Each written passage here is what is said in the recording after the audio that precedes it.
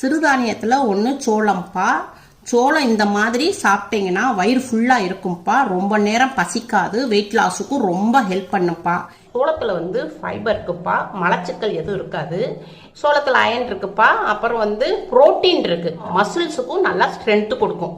சோளம் வாங்கியிருக்கேன். இந்த சோளத்தை நம்ம மிஷினில் கொடுத்தும் திரிச்சுக்கலாம். இல்லட்டா நம்ம சோள மாவும் கடையில் கிடைக்கிது, எல்லா கடையிலையும் பலசர கடையில் கிடைக்கிது. இந்த சோள மாவில் ரொட்டி செய்ய போகிறோம். இன்னும் வாங்க எப்படி செய்யலான்னு பார்ப்போம்.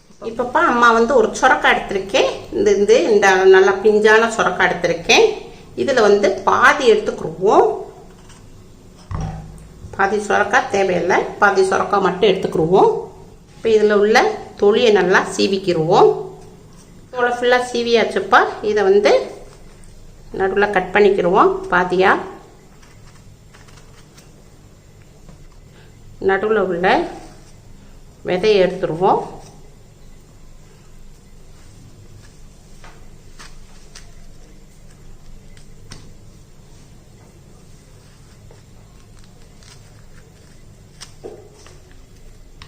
விதையை எடுத்தாச்சு. இப்போ இதை நம்ம துருவிக்கிடுவோம்.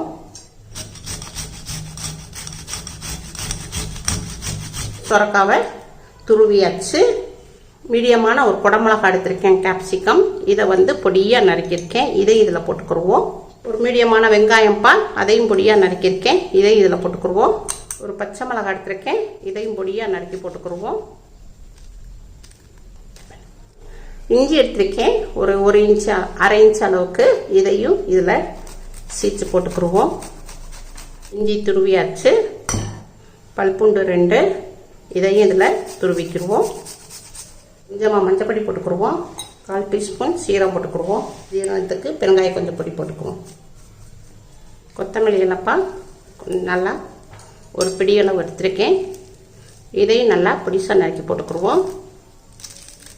கொத்தமல்லி இலையை நம்ம எவ்வளோக்கு எவ்வளோ சேர்க்குறோமோ அவ்வளோக்குள்ள நமக்கு உடம்புக்கு ரொம்ப நல்லது. நல்லா வெயிட் லாஸும் நல்லா ஆகும். உடம்பு நம்மளுக்கு குளிர்ச்சி தரக்கூடியது இந்த கொத்தமல்லி. அதனால் நம்ம கொத்தமல்லி இலையை ஜாஸ்தி சேர்த்துக்கிட்டோம்னா ரொம்ப நல்லது. கொத்தமல்லியுடைய ஃப்ளேவரும் நல்லா இருக்கும் நமக்கு. இப்போ அம்மா சோள மாவு எடுத்திருக்கேன். பலசர கடையில் வாங்கினது தான் இது, வெள்ளைச்சோள மாவு. இதை ஒரு 100 கிராம் இதில் போட்டுக்கிடுவோம். 100 கிராம் சோள மாவு போட்டுக்கிடுவோம்.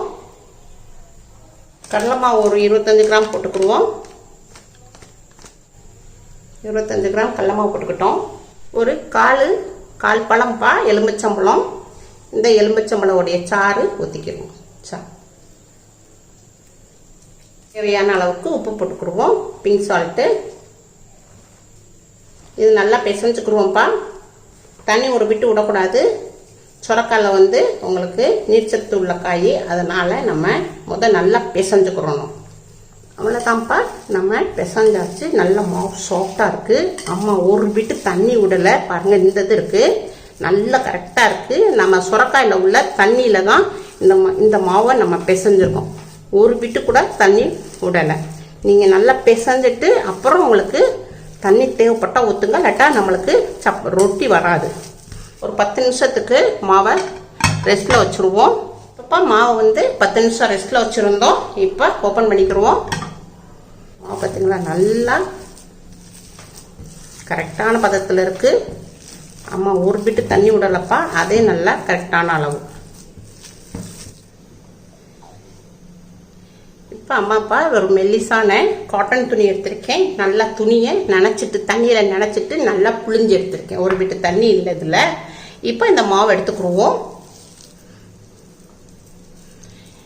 இப்போ அம்மா நான் காட்டனில் வாயில் துணியில் எடுத்திருக்கேன். உங்களுக்கு வேணும்னா நீங்கள் வாழை இலையில் தட்டிக்கலாம், இல்லை நீங்கள் ரோல் பேப்பர் இருக்கும்ப்பா, அவர் ரெடிமேடில் விற்கிது, அதை வச்சும் தட்டிக்கலாம். இப்போ இதை தட்டிக்கிடுவோம். உருண்டை உருட்டியாச்சு. தண்ணியை நல்லா பக்கத்தில் வச்சுக்கிடுவோம்.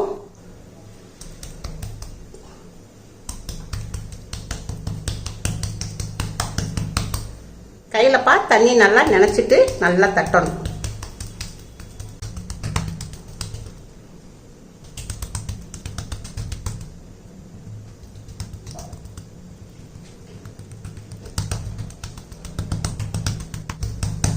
தட்டியாச்சு. இப்போ நம்ம கேஸ் பக்கம் போயிடுவோம்.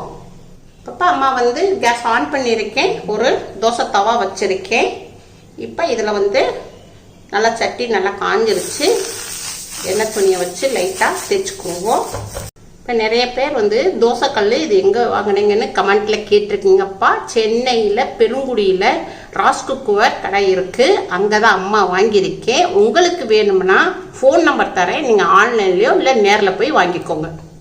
இப்போப்பா அம்மா வந்து தோசை தவாவில் போட்டுருவோம். ஒரு நிமிஷத்துக்கு இருக்கட்டும். இப்போ அப்படியே மெல்லிசாக எடுத்துருவோம்.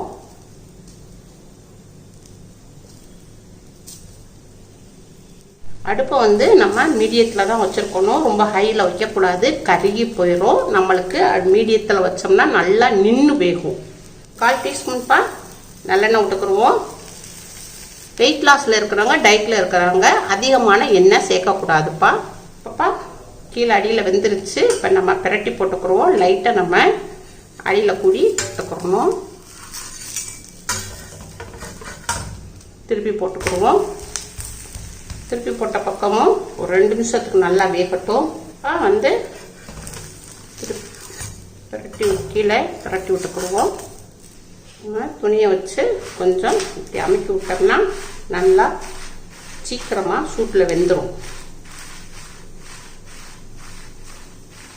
பிரட்டி போட்டுக்குவோம். துணியை வச்சு நம்ம இந்த பக்கமும் நல்லா வேக விட்டுருவோம். அவ்வளோதான்ப்பா, வெந்துருச்சு. பிளேட்டில் எடுத்து மாற்றிக்கணும்.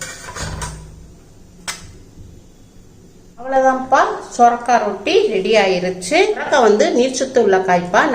நம்ம வயிற்றுல உள்ள கெட்ட கொழுப்பு, கெட்ட நீர் எல்லாத்தையும் அகற்றக்கூடியது இந்த சொரக்காய். அதனால நம்ம அடிக்கடி நம்ம சொரக்காய் சேர்த்துக்கிட்டோம்னா வெயிட் நல்லா குறையும், உடம்புல உள்ள வெயிட் நல்லா குறையும், நல்ல ஒரு ரிசல்ட்டும் கிடைக்கும்ப்பா.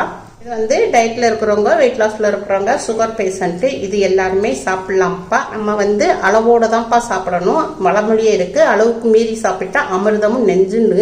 இது வந்து எல்லாருமே சாப்பிட்லாம்ப்பா. பிரேக்ஃபாஸ்ட்டுக்கும் வச்சுக்கலாம், டின்னருக்கும் வச்சுக்கலாம்.